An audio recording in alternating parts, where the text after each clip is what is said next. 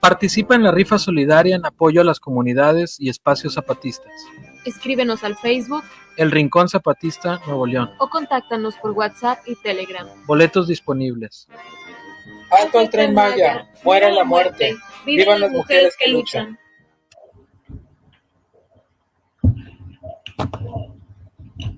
Buenas tardes, compañeros, bienvenidos a esta 16ª celebración del Mictlán Rebelde por la Vida 2020. Como cada año, desde 2005, se realiza esta celebración en la explanada del Palacio de Bellas Artes en la Ciudad de México. Sin embargo, hoy por temas de la pandemia hemos tenido que trasladar esta celebración, esta festividad tradicional ya a esta plataforma virtual. En esta charla vamos a hablar de dos formas específicas de represión. Por un lado, el asesinato político y por otro lado, el encarcelamiento injusto. Estas dos formas van a estar representadas por el caso del compañero Samir Flores, asesinado el pasado 20 de febrero de 2019, y por el encarcelamiento injusto de la compañera Rosa López en 2007. Para esto doy la bienvenida a nuestros compañeros Concepción Suárez y David Peña. Ambos nos van a compartir los casos que llevan. En el caso de la compañera Concepción Suárez, que es comunicadora popular, documentalista y directora del documental Coltabené, nos va a compartir el trabajo que hizo en 2012 y pues vamos a tener una charla con ella sobre el contenido del documental, el contexto en el que se realizó y de la actualidad de los compañeros que, en este caso de la compañera Rosa, que es la protagonista, qué está pasando o cuál es su día a día de la compañera. Y por otro lado, el compañero David Peña, abogado y defensor de derechos humanos, que lleva el caso de Samir Flores. Y gracias a todos por estar aquí, por acompañarnos. Y el compañero David nos va a poner al tanto de la situación en la investigación de este caso. Y pues vamos a poder hacer preguntas a ambos. Y bueno, pues les agradezco muchísimo que en este domingo 1 de noviembre pues estén aquí y compartiéndonos sus experiencias. Gracias a ustedes, gracias compañera. Gracias. Vamos a iniciar con Concepción. Antes de proyectar el documental, me gustaría, compañera, que nos compartieras un poco del contexto en el que decidiste emprender pues la creación de este documental y un poco cuáles eran tus motivaciones que tenías en aquel entonces y un poco platícanos qué es lo que vamos a ver en este próximo documental. Okay. Bueno, pues es complejo. Empiezo por lo que van a ver. Lo que van a ver es pequeños fragmentos de la vida de Rosa López Díaz, una mujer tzotzil, chiapaneca, que fue injustamente presa en el año 2007, como ya mencionaste, y que es torturada para que se autoinculpe de un crimen que no cometió. Pero en su historia vamos a poder observar que existen múltiples formas de violencia hacia las mujeres indígenas en todas partes del país, pero bueno, en concreto veremos una, que es la de una compañera aquí en Chiapas. Ella se sumó a la sexta declaración de la Selva Lacandona entre 2006 y 2007. En ese entonces, yo ya era también adherente a la sexta. Con mi historia, a través de mis visitas al Cerezo número 5 en San Cristóbal de las Casas, me conmueve mucho, me impacta, porque también soy mujer, soy madre, igual que ella, y también había vivido experiencias en relación a la tortura. Además, me parecía importante mostrar que había una mujer dentro de los penales injustamente presa, que había decidido luchar por su libertad en el marco de la sexta declaración de la Selva Lacandona. Rosa es la única mujer de todos los penales en Chiapas que se adhirió a la sexta, y no es cosa menor, ¿no? Además lo hizo en un cerezo que está ubicado muy cerca de la región militar de San Cristóbal de las Casas, ¿no? En Rancho Nuevo se le conoce a esta base militar, y es geopolíticamente, digamos, una zona que es símbolo de la contrainsurgencia. No sé si me dejé de ver por un momento, algo falló. Bueno, y estas fueron mis principales motivaciones para querer contar esta historia. El hecho de que una mujer, organización política previamente, sino que es dentro de la cárcel y por el secuestro y tortura que vive de parte del Estado, que ella comienza a desarrollar una rebeldía que la hizo, pues ya van a ver, la hizo luchar con todas sus fuerzas. Y mejor les cuento más después de que lo vean. Gracias. Perfecto, perfecto, compañera.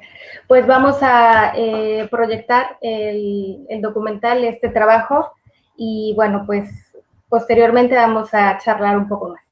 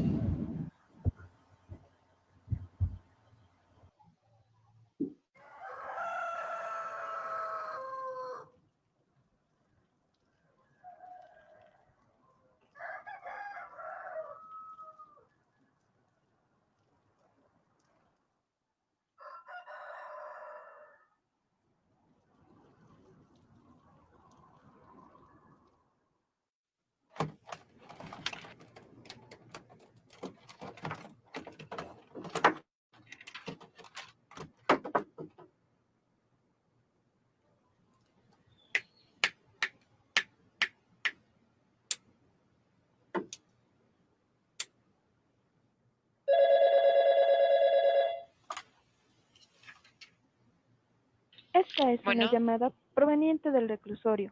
Si acepta la llamada, marque 1. Si no acepta... Bueno. Hola, Rosa. Hola, buenos días. ¿Cómo estás? Estoy nerviosa. No te preocupes, todo va a salir bien. Cuéntanos, ¿qué te decía tu papá, tu mamá, cuando eras niña?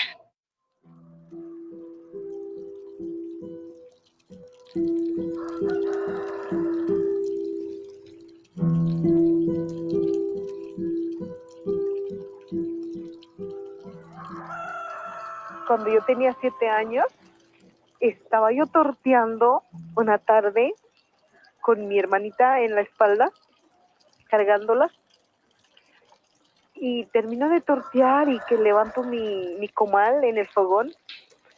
Al querer colgar mi comal en el clavo que estaba clavado en la pared, se me cayó el comal porque estaba muy grande y pesado. Entonces, esa fue la única vez que mi papá entró a la cocina y me dice, ¿qué te pasó? Que se me cayó el comal. Y bien me acuerdo de la palabra y me dice, ay, hija, y es que estás tan chiquita y para cargar ese comal tan grande. Y se fue. Como en 2 horas vuelve a llegar y lo que me dio fue un comal pequeño que yo lo pudiera alzar, y me dijo, te compré tu comal para que no te pese, para que lo puedas llenar de tortilla, y te lo compré para ti. Ese recuerdo y esas palabras para mí pues fueron palabras de amor. Mi mamá lo único que me decía era, lo que quiere el hombre es una mujer que sepa tortear, que sepa lavar, ¿no? Porque si no sabes hacer nada, pues no eres nadie.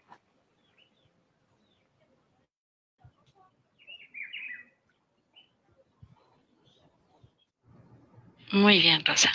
Muchas gracias por contestarnos esta pregunta.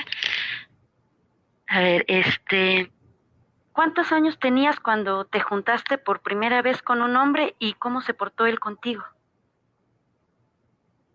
A los 17 años me junté con un hombre, me golpeaba, me maltrataba, que yo me arreglara, que si me ponía yo pantalón, que porque yo era una prostituta. ¿Tú lo dejaste, Rosa? Los pantalones, No, ¿a tu marido? ¿Tú lo dejaste porque él te maltrataba? él terminó dejándome, llegó a pedirme que por favor yo no cerrara la puerta de la casa y yo me quedo sorprendida, pero ¿por qué? No, es que así es la costumbre y así lo tienes que hacer. También te vas a conseguir una silla donde te vas a sentar tú y a la hora de que te vas a ir al baño, dejas un suéter tuyo, es como que fueras tú y no te vas a bañar, tampoco vas a lavar la ropa, porque se cierra el camino del desierto y yo no pasaría. Al otro día volvió a ir a mi casa y él me dijo, me voy a los Estados Unidos.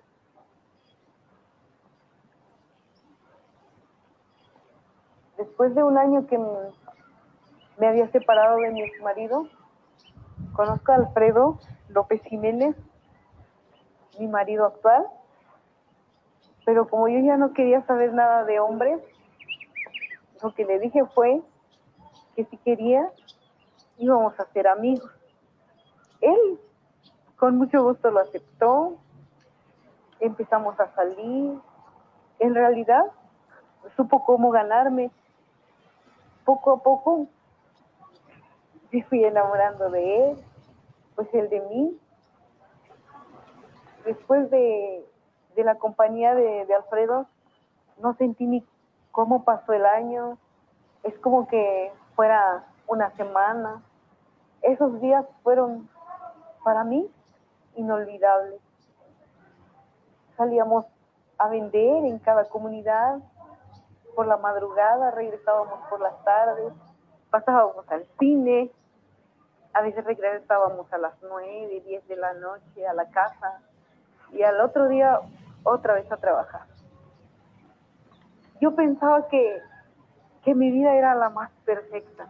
Hasta llegué a pensar que esa felicidad me iba a durar hasta que yo tuviera mis 60, 70 años, porque todo era tan bonito que no pensé que se llegara a acabar por una mentira. Vamos a entrar a toda la parte de cuando ya te detuvieron. Ajá. Entonces, lo primero que necesito es que me cuentes en qué fecha te detuvieron y dónde estabas. El 10 de mayo del año 2007 fui detenida en el Parque Central, cuando de pronto sentí un golpe en mi espalda, de ahí me levantan del pelo, me agarran y me avientan atrás de la camioneta. No sé ni en dónde y ni en qué lugar fue que me llevaron, ni por más que yo les dije que no me golpearan porque estaba yo embarazada de 4 meses, eso no les importó, porque lo único que me contestaron fue, ¿y a nosotros qué nos importa?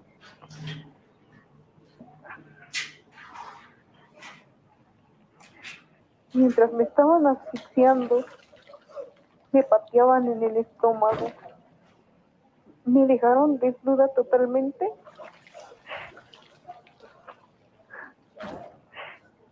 y empezaron a tocarme por todas partes.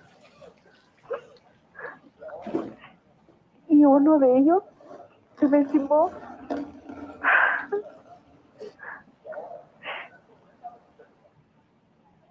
Me dijeron que lo que yo tenía que decir era, yo, Rosa López Díaz, planeé el secuestro y estoy cobrando un rescate de 800,000 pesos. Me grabaron la voz y también me hicieron firmar varios papeles en blanco. Yo pienso que esas personas son los que deberían de estar en la cárcel y no yo.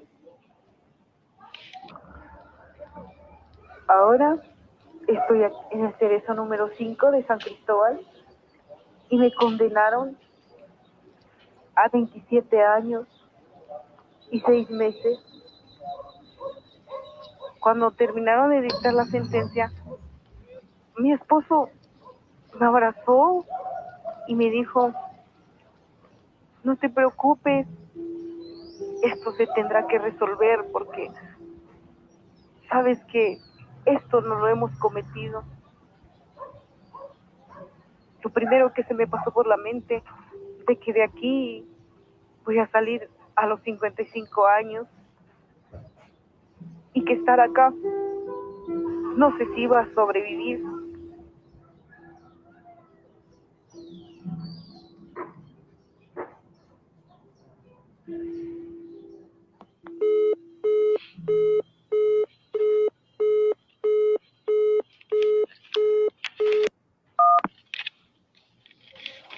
¿Me colgaste? No, se cortó. Algo le están haciendo el teléfono. Es que además ahorita sí se escuchó como que alguien levantó una bocina. Pero si no estamos haciendo nada malo. Bueno, pues ni modo, hay que seguirle. ¿Cómo ha sido para ti ser madre en la prisión? Mis hijos, Natanael y Leonardo, nacieron aquí en la prisión por la tortura que recibí.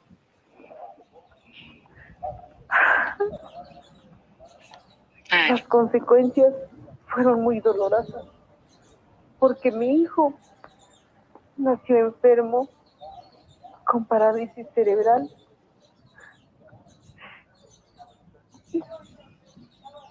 La última vez que me embaracé fue el año 2008. Leonardo ya cumplió 3 años, así que ya no lo van a dejar quedarse conmigo por mucho tiempo más.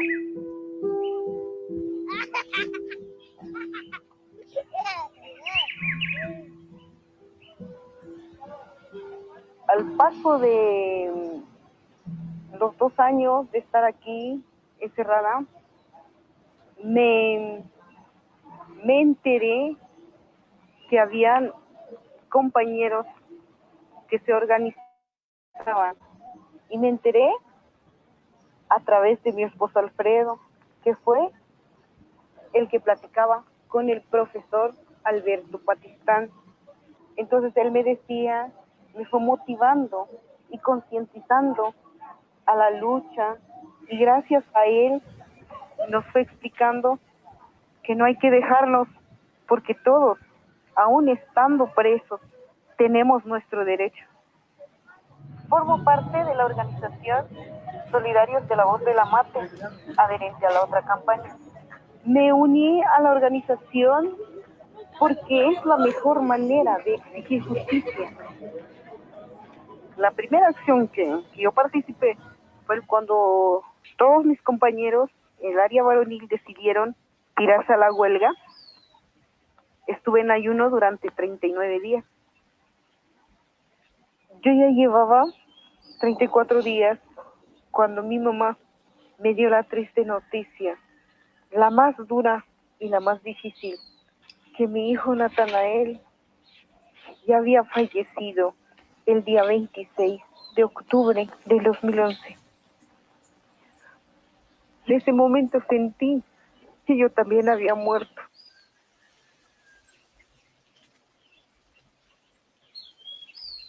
Estando presa, he aprendido a defender mis derechos.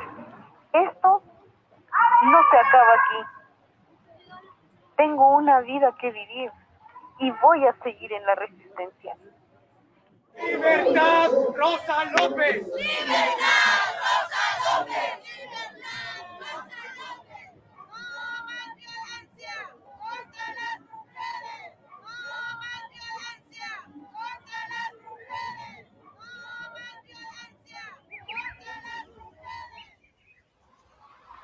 Me he prometido a mí misma, el día que yo salga de aquí, no me voy a encerrar en mi casa y ya nadie me va a tener presa, porque yo seguiré sembrando mi libertad.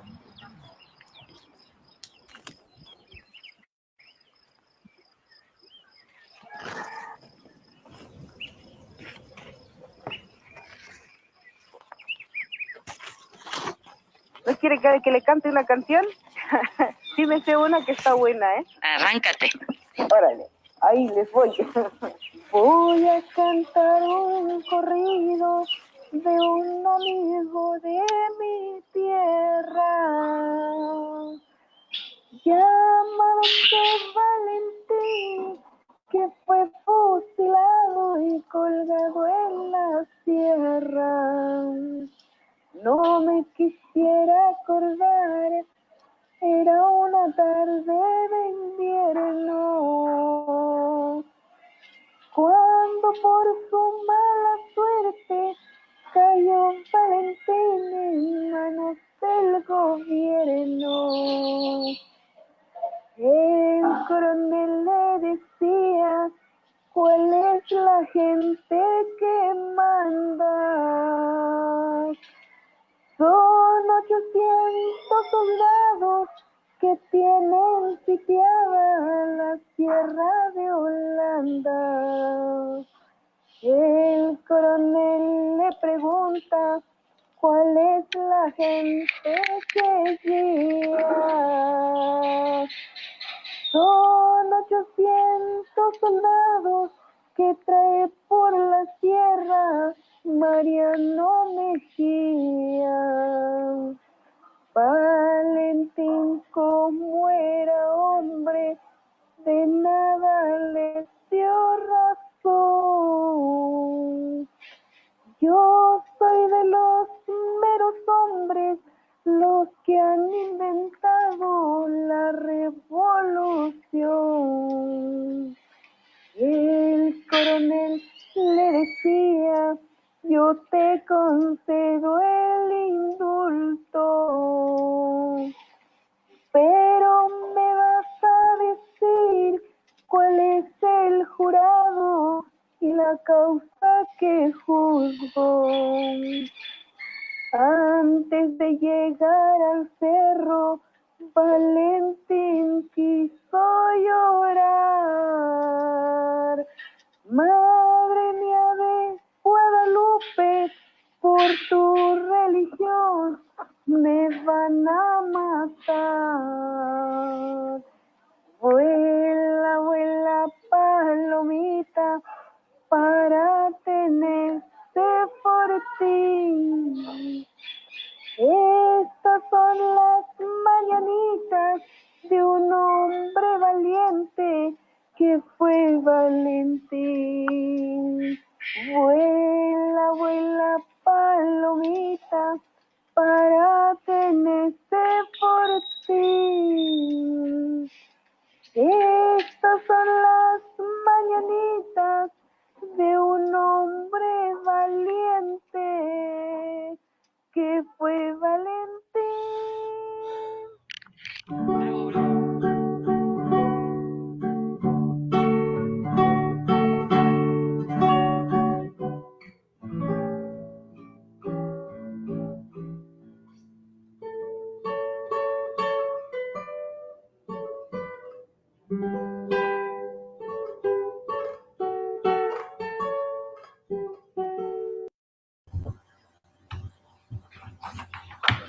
Bueno, pues gracias, compañera, gracias, Concepción, por este trabajo y por acercarnos a una realidad que lamentablemente sigue vigente, la impunidad con la que se encarcelan a miles de mujeres y hombres indígenas, pues es sorprendente. Y me gustaría, un poco para comenzar esta charla, primero que nos contaras el significado de la palabra que pues entiendo es lengua tzotzil, y si te fue difícil o no elegir el nombre de este documental. Bueno, la palabra Coltabanec significa romperse las ataduras, ¿no? Desamarrarse, decimos aquí también, ¿no? Y entonces se usa con frecuencia para hablar de la libertad, ¿no? De cuando nosotras o nosotros logramos nuestra libertad con nuestro propio esfuerzo. Y por eso fue que escogí esta palabra, porque esto es lo que yo sentí en el espíritu de Rosa, ¿no? Cuando yo la conozco dentro de la cárcel, la veo sonreír, cantar, ¿no? Llorar también cuando recuerda las cosas que le han ocurrido, pero siempre con mucha dignidad, con mucha fortaleza, ¿no? Y con mucha convicción de poner todo de su parte para alcanzar su libertad. Y eso me parecía que era un mensaje con mucha fuerza, muy contundente, ¿no? Porque las violencias que vivimos las mujeres son múltiples y muchas veces podemos sentirnos atrapadas. Y ella lo estaba no solamente en una cuestión de sentimiento, ¿no? No solo atrapada por sus emociones o por dificultades cotidianas de la vida, sino físicamente secuestrada, ¿no? En un lugar donde no tiene capacidad ni de decidir sus tiempos, ¿no? Su movilidad. Entonces me parecía que era como un rayito de esperanza para todas, ¿no? Las que por una u otra cosa llegamos a sentirnos atrapadas y llegamos a creer que ya no podemos hacer nada. Claro, y además creo que hacer trabajos de este tipo requiere de mucha valentía, porque me imagino que los obstáculos y las dificultades que uno se encuentra al intentar pues documentar casos así, pues han de ser muchas. Me gustaría saber, en alguna reseña de tu documental leí que habías tenido justamente dificultades para poder grabar a la compañera, ¿no? Dentro del Cerezo. Entonces, ¿nos podrías contar cómo fue esa experiencia? Sí, claro.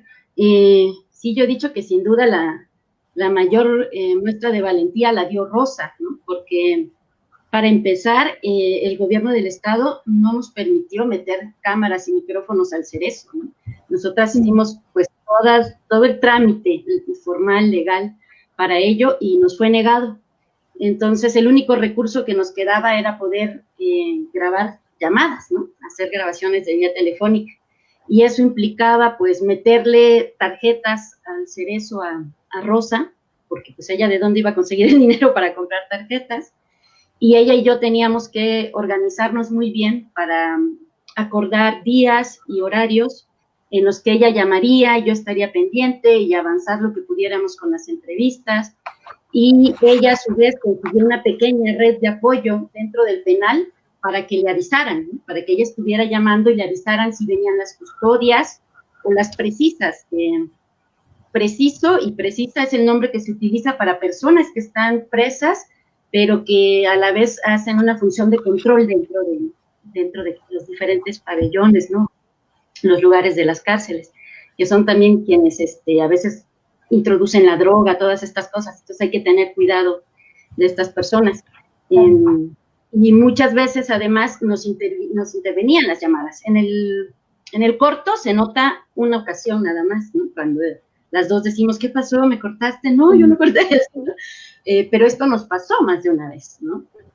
Seguimientos también, cuando íbamos hacia el Cerezo o al salir ¿no? Con los compañeros, porque aunque no íbamos a poder grabar, yo sí fui llevando al equipo de producción poco a poco, ¿no? El compañero que iba a hacer fotografía, sonido, así, para que conocieran a Rosa, para que la pudieran oír y sentir, y entonces pudieran conectar con el corazón de ella y sentir un poco, yo creo, la misma urgencia, ¿no? Y la misma necesidad vital que yo sentía de que esa historia fuera conocida, ¿no? Tanto como una herramienta, para tener una herramienta digna para luchar por su libertad, que ese era el objetivo del documental, como para intentar hacerlo, además, de una manera lo más humana posible, ¿no? Lo más sincera, ¿no? que pudiéramos hacer, porque ninguno de nosotros era profesional de cine, ninguno estudió cine, no somos cineastas, ¿no? Entonces estábamos solamente haciendo lo mejor, poniendo todo el corazón, ¿no? para lograrlo. Y bueno, pues también en ese mismo periodo yo tuve una invitación para viajar al Estado español. Iba a dar una conferencia sobre la violencia contra las mujeres en Chiapas y las condiciones en el feminicidio también.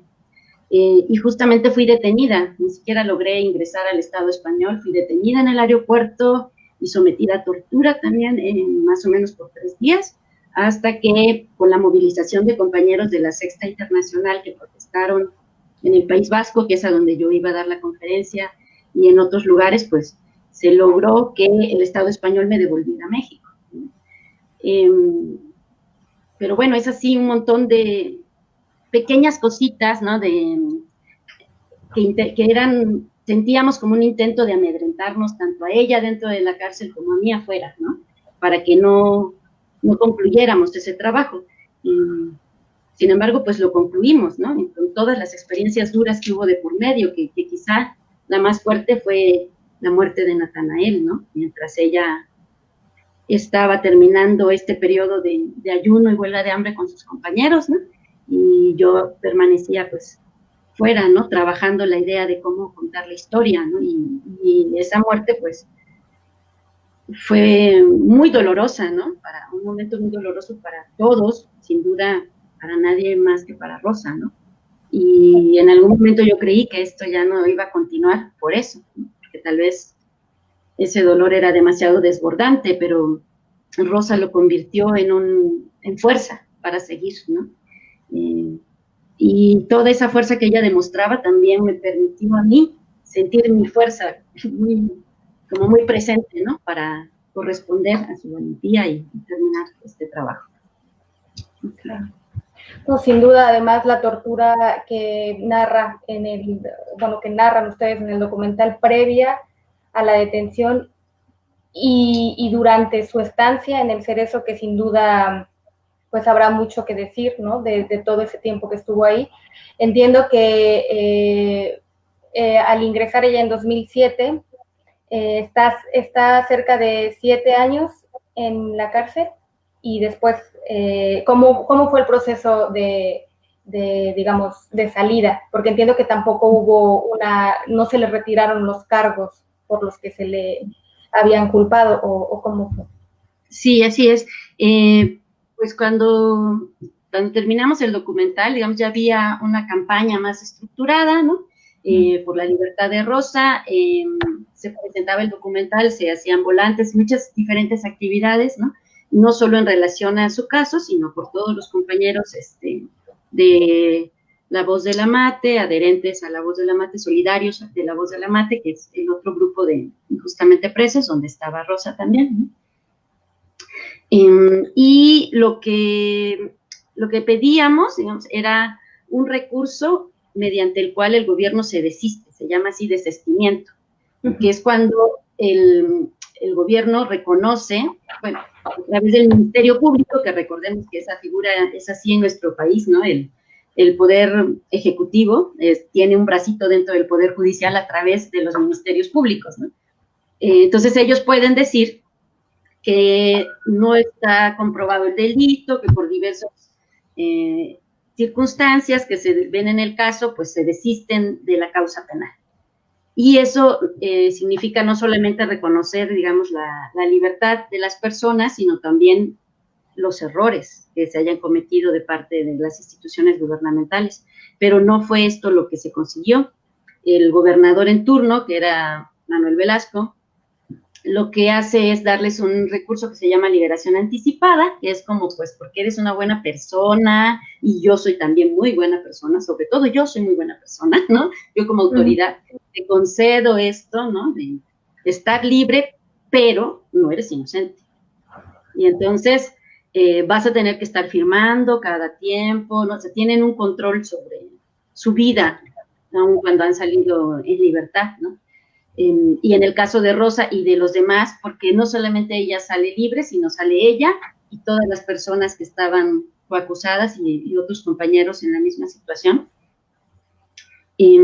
pues no reciben justicia, ¿no? Reciben su liberación, pero no justicia, porque hasta la fecha no se ha investigado jamás a los policías que les torturaron, y no es tan difícil de hacer, ¿no? Si sabes que fulanito y sutanito, o sea, todo consta en actas. ¿Quiénes las presentaron? ¿Quiénes presentaron a Rosa y a las demás personas detenidas por ese caso ante el Ministerio Público? Pues fueron ellos quienes torturaron. O si no, ellos saben quién los torturó, si fueron otras personas que se lo dieron a ellos, ¿no? Sin embargo, se dejó así, no se realizó ninguna investigación, y ellos como colectivo presentaron resistencia también a esta obligación de estar firmando, porque significa también recursos económicos. Es trasladarse a la ciudad de Tuxtla Gutiérrez, a donde tienen que ir a firmar, y muchos son de diferentes comunidades, ni siquiera de San Cristóbal, ni de Tuxtla ninguno, ¿no? Ninguno era de ahí. Entonces negociaron para que no tuvieran que estar bajando cada semana y cada semana, ¿no? A hacer esto, pero su vida es muy difícil de recomponer, ¿no? Porque cuando sales y aún tienes esta carga de los antecedentes penales, ¿cuántas personas te dan empleo? ¿Qué tipos de empleos son aquellos a los que puedes acceder teniendo antecedentes penales, ¿no? Donde no te pidan este documento, pues son empleos muy precarios, ¿no? Donde no tienes derechos y salarios muy bajos, ¿no? Esto fue lo que les ocurrió, pues, a todas y todos los compañeros. Algunos de ellos, siendo campesinos, pues podían volver a sus comunidades, estigmatizados a veces, criminalizados, ¿no? Teniendo que hacer todo un trabajo para que la comunidad pues comprenda que fueron víctimas de un sistema corrupto, ¿no? Pero quienes no tenían tierra, como el caso de Rosa, pues tenían que quedarse aquí en la ciudad y trabajar de mesera, de cocinera, ¿no? Le ha costado muchísimo trabajo poder tener un empleo fijo, ¿no? Bien pagado, olvídalo, ¿no? Así que ha tenido que estar invirtiendo mucho tiempo en eso y en reconstruir la relación con sus hijos, ¿no? Porque, bueno, en el documental solo se aprecian dos, ¿no? Natanael, que es el niño del que ella estaba embarazada cuando la torturan, Leonardo, que nace dentro de la prisión, pero ella además tenía 5 hijos fuera de la cárcel, que no se cuenta durante la historia porque pues en ese momento ella quería protegerlos, ¿no? Estos niños estaban bajo cuidado de la familia que pagó para que los encarcelaran, entonces no quería exponerlos y construimos la historia de manera que nunca te enteras de que con el primer esposo tuvo hijos, ¿no? Y que la dejó para irse al norte. Entonces no ha sido nada fácil, ¿no? Vivir con la injusticia a cuestas, pero además con toda la adversidad del sistema económico en el que vivimos, ¿no? Que coloca a las mujeres, sobre todo las mujeres indígenas, pobres, en condiciones de mucha vulnerabilidad para conseguir empleo y para sobrevivir en este país. Sí, totalmente. Además, el daño que se genera, pues es prácticamente irreparable, porque puedes tú salir y, como lo mencionas, intentar caminar hacia adelante, pero tienes un tiempo que está ahí y que es la memoria que tendrás que trabajar para justamente que no te mantenga haciendo daño, porque al final las torturas y las humillaciones a las que son sometidos y como bien dices, el estigma que carga sobre su persona por haber estado injustamente encarcelada, pero que justamente son estrategias del Estado para quebrar moralmente y psicológicamente a las personas. También me gustaría saber cómo ha sido el tránsito de este documental, cómo ha sido su proyección, en qué lugares lo has podido presentar y que has podido proyectarlo, ¿se ha creado alguna red o como instrumento, viéndolo como un instrumento de divulgación, qué tanto estás satisfecha o no de el impacto que ha tenido, de lo que has construido con este documental? Pues la primera cosa que me encantó fue que el primer lugar donde se vio fue dentro del Cerezo, ¿no? Lo metimos conseguimos una de estas bolsitas de películas pirata, porque está permitido meter películas de entretenimiento, entonces era una cosa así de Superman, no sé qué, y ahí metí el DVD con el cortometraje, y entonces pudieron verlo tanto en la sección varonil como en la sección femenil, y pues como es un cortito, no necesita tanto tiempo, pues era muy fácil meter una película, se van las custodias, luego reemplazas con el otro y vuelves a meter después, ¿no? Para que parezca que vimos la otra. Entonces, bueno, ahí ellas se organizaron para verlo, pero eso a mí me dio mucho gusto, porque pues Rosa era la primera que lo tenía que ver, ¿no? Antes todo había sido contarle, era, mira Rosa, esta parte escogí esto y esto otro que dijiste me gustó y creo que se va a mirar esto, vamos a grabar aquello, pero pues era muy difícil para Rosa, yo creo, construirse la película en la cabeza solamente con frases y con ideas de lo que íbamos a grabar, ¿no? Que no todo nos salió tan bien como queríamos, además. Y bueno, ya por fin pudo verlo y le gustó, ¿no? Ella decía, mi película, y yo con eso me sentí muy satisfecha, Claro. ¿no? De que la asumía como mi película. Y dije, wow, eso es un gran logro, ¿no? No siente que es alguien más, sino ella contándose, ¿no? Después, bueno, la película se hizo porque yo conseguí una beca con Ambulante, una organización que además tiene un festival de cine documental, ¿no? Que, bueno, cada vez es más difícil que lo realicen por cuestiones de financiamiento, pero en ese tiempo, pues como acababan de comenzar, tenían como que muchas posibilidades de hacerlo y se llevan el corto a la gira de documentales de Ambulante y lo proyectan de manera gratuita en todas las ciudades de México, El Salvador también me parece, y no recuerdo en qué otro lugar, donde estaba el festival. Y pues ellos me decían que generaba mucho sentimiento, o sea, que mucha gente lloraba, ¿no? Y que pues preguntaban así, con lágrimas en los ojos, ¿no? ¿Qué podían hacer? ¿Cómo estaba Rosa? Y pues ya se les explicaba y se les decían, pues, las páginas, ¿no? En las que podían tener más información, donde podían comunicarse, contactarse, que eso era parte del acuerdo, digamos, que yo ya había hecho con Ambulante. Además, hubo compañeros de La Sexta que lo estuvieron proyectando en sus países, ¿no? Sé que se proyectaba en Francia, en Grecia, en Noruega, ¿no? Desde muy reciente, ¿no? Incluso cuando todavía estaba el corte final, ni siquiera teníamos todos los arreglos, pero lo enviamos así y unos compañeros lo subtitularon al francés por su cuenta, Les Cruz Fassons, no sé cómo se pronuncia, que son compañeros de La Sexta Internacional, y pudieron también circularlo el día del cumpleaños de Rosa, ¿no? Que también era como un regalo. Ella no pudo verlo dentro de prisión, pero bueno, era simbólico, ¿no? Que pudiera estarse proyectando, ¿no? Y ellos hacían también, pues, charlas para dar a conocer la situación, y era no solamente la situación de Rosa, sino se aprovechaba para hablar de toda la situación de represión y violencia en México, ¿no? Pues también recordemos que eran los años en los que, pues, Calderón había desatado la guerra contra el narcotráfico, ¿no? Estamos viviendo justo ese periodo, y las personas pobres, indígenas y mujeres especialmente fueron por miles víctimas de tortura para ser encarceladas, ¿no? Y que la policía obtuviera, pues, los incentivos económicos que se les daba y lograban que las personas detenidas fueran a juicio por delincuencia organizada, ¿no? Y como eso, pues, significaba economía para ellos, ¿no? Mejor vida, pues, ¿quiénes son las presas más fáciles para poder conseguir un poco más de dinero en tu quincena? Pues las personas pobres, las personas indígenas, las que no tienen quien las defienda legalmente, ¿no? Que no van a poder pagar un abogado, se van a tener que quedar con el oficio.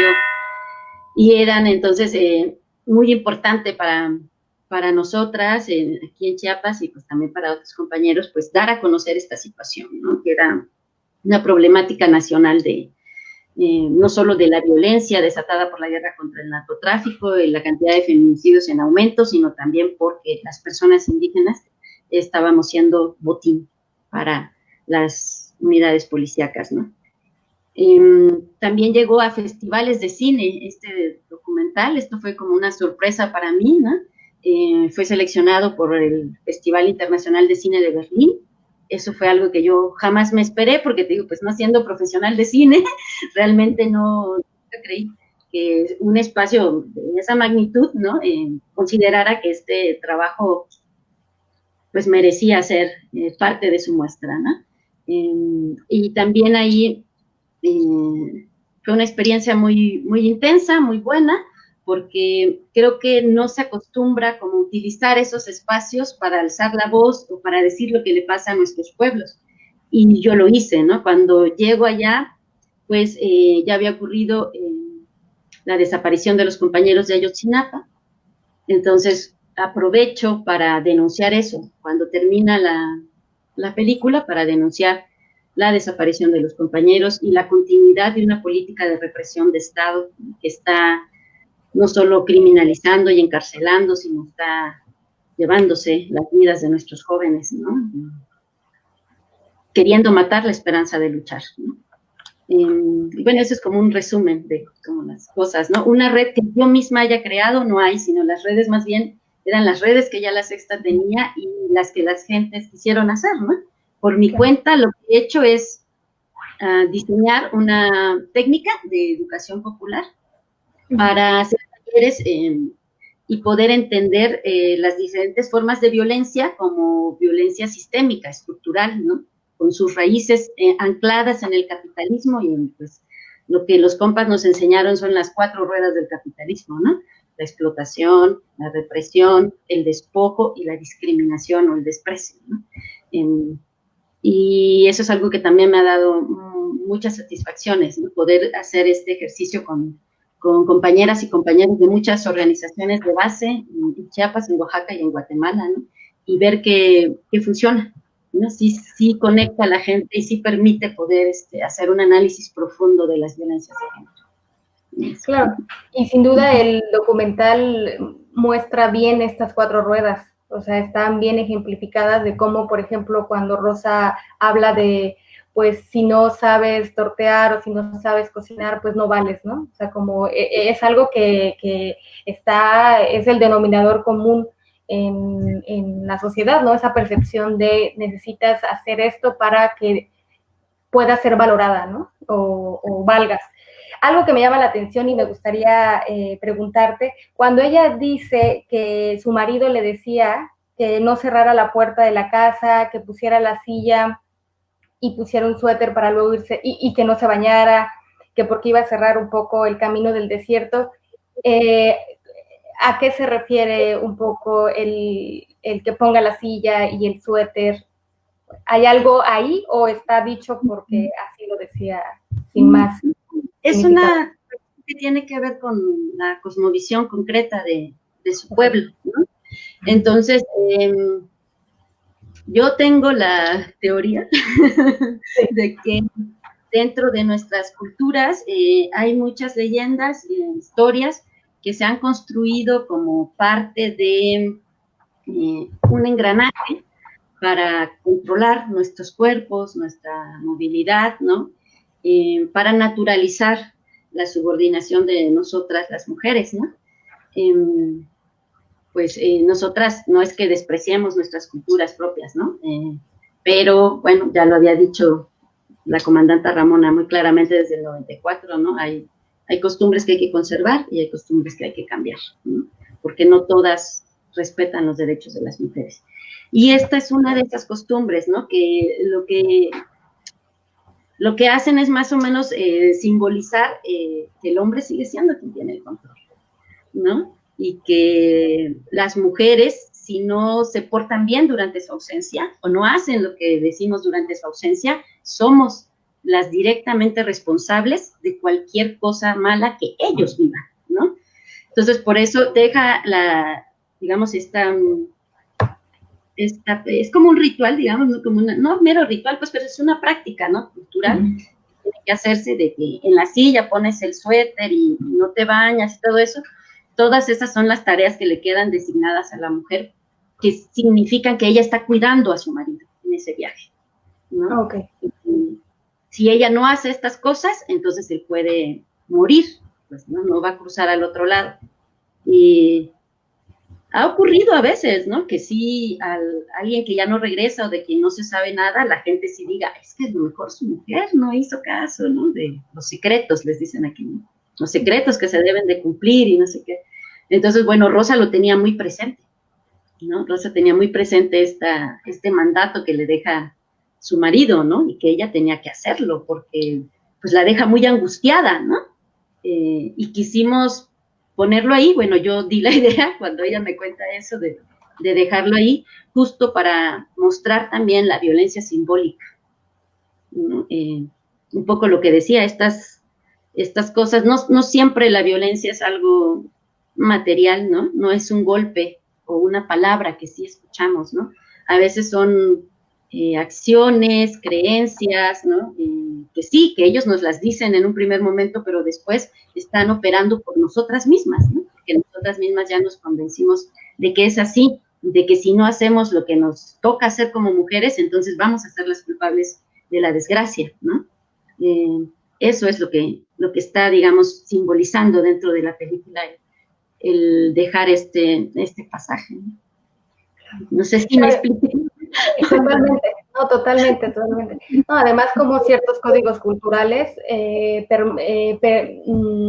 digamos, mantienen esta jerarquía y eso que comentas, subordinación, que muchas veces sí se puede decir cultura, pero vamos a cuestionar qué tanto de eso, pese a que se permanezca en el tiempo, qué tanto sigue segregando, sigue subordinando, sigue, como hay quien dice, la primera colonia fue la mujer, ¿no? O sea, cómo nosotras seguimos pues colonizadas, ¿no? En este sentido de pues la jerarquía, el tener que obedecer ciertos mandatos y pues estar paralizadas también, ¿no? Sí, bueno. Y no solo las mujeres como las primeras colonizadas, sino nuestros cuerpos como los primeros cuerpos conquistados. Se construye un mestizaje a partir de la violación. El mestizaje es qué bonito, todos somos mexicanos y, ay, la mezcla de las sangres y las razas. ¿Les pedían permiso a esas mujeres para tener relaciones sexuales con ellas? Porque aquí en Chiapas, de donde yo soy, todavía hasta los tiempos de mi abuela, en las fincas eran violadas, ¿no? Todavía hasta los 80s, 90s, muchas de esas fincas subsistían aquí. En el 94, nuestras compañeras y compañeros zapatistas tomaron fincas de esas todavía, donde existía el derecho de pernada. Y eso significa que una vez que baja tu regla y ya tienes un poquito de senos, pasas por la casa del patrón para que te viole. Y eso persiste. Y le pasa también a Rosa, porque la violación sigue siendo un instrumento de conquista y de guerra del Estado mexicano, que sigue siendo ese mismo Estado, colonizador, racista y clasista. Sí, 100%. Porque además, al ejercer la violación sobre los cuerpos de las mujeres, estás destrozando completamente pues su capacidad de sostenerse a sí misma, porque lo que haces es transgredir todas las fronteras que existen, ¿no? Transgredes físicamente, pero también al interior, entonces justamente por eso es tan utilizada y permanece en el tiempo, ¿no? Esa estrategia de terror del Estado que bueno, que está a veces tan banalizada, ¿no? Así es, y yo creo que tenemos que estar muy alertas, porque toda esta política que Andrés Manuel está realizando no es más que una continuidad de la política de guerra establecida por los gobiernos anteriores. No es diferente, es más, ahora tenemos mucho más militares sueltos, con mucho más poder económico, ¿no? La cantidad de dinero que se está sacando de educación, de salud, de muchos otros temas que son importantes y trascendentes para la sobrevivencia de la población, son llevados al ejército usando armas en las calles y teniendo toda la política de su parte, ¿no? Todos los instrumentos de su parte para actuar como policía. No, parece que no aprendieron nada, ¿no? Pero sí aprenden y mucho, aprendieron. Que con esa estrategia es con la que más pueden estar sometiendo a la población. Las investigaciones que se realizaron durante los sexenios pasados demuestran que quienes más torturaron y violaron mujeres fueron militares, más que las fuerzas policíacas normales. Entonces, ¿a qué nos están llevando? ¿Qué mensaje nos están dando a las mujeres? Y es casualidad que en estos sexenios donde las mujeres organizadas y no organizadas salimos por miles a las calles y gritamos y quemamos que nos sueltan al ejército, ¿es casualidad? Yo no lo creo. Es una estrategia más de exterminio. Es un feminicidio institucional que está siendo callado, que nadie lo nombra como tal. Se dice que los feminicidas están en las calles, que son los maridos, que son los narcos, pero también están en el ejército, también están en el Estado mexicano. Y tenemos que estar nosotras cada vez más alertas y organizadas para denunciarlo, pero también para sobrevivir. Porque si nuestros cuerpos son territorio de conquista, son también territorio de rebeldía. La principal arma que tenemos es nuestra capacidad de seguir vivas para luchar y transformar. Y es casi imposible en estos tiempos sobrevivir solas. Así que tenemos que, de alguna manera, unirnos, sentir nuestros corazones y vencer todos los miedos que la pandemia dé y no dejar sola a ninguna en sus luchas. Muy bien. Y además, para cerrar esta gran charla, compañera, muchas gracias nuevamente por estar aquí.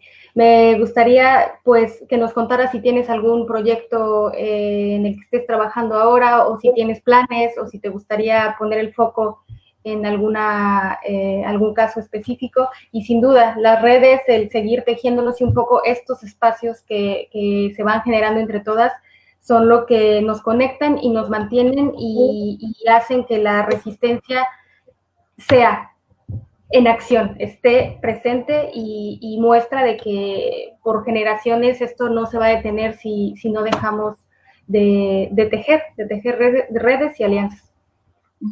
Sí, pues mira, yo ganas de volver a hacer cine documental tengo muchísimas, también de hacer animación, ¿no? Esto que les comentaba, por ejemplo, de las leyendas a través de las cuales nos subordinan, hay una en concreto de mi pueblo que me gustaría poder hacer animación, pero transformándola. Es la historia de una mujer a la que se supone es malvada porque castiga a los hombres que están borrachos por las calles.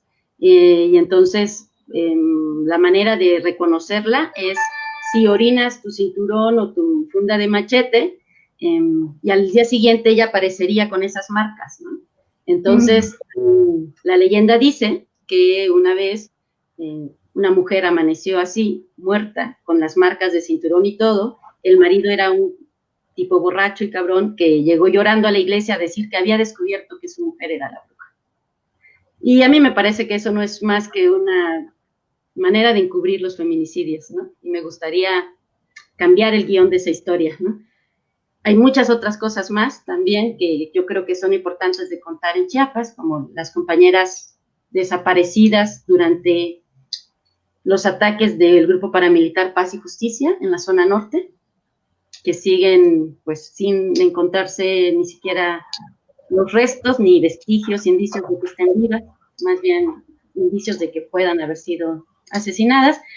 Y, bueno, también sobre las madres que son despojadas de sus hijos, porque vivo en una situación más o menos similar.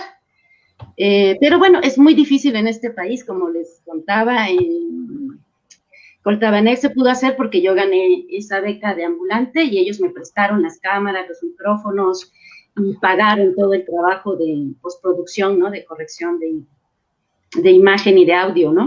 Yo ahora no tengo, pues, mi cámara, pero un día voy a tener.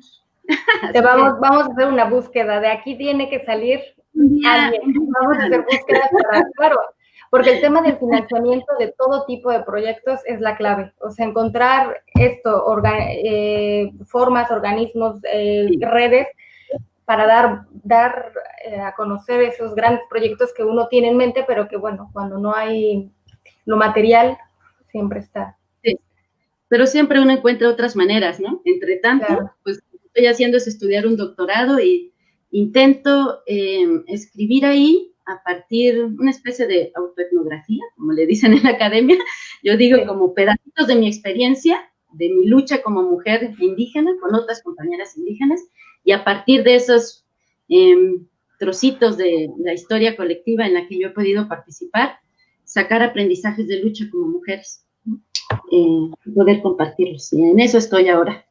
Genial, genial, Concepción. Pues verás que se van a encontrar los medios para sacar adelante estas ideas.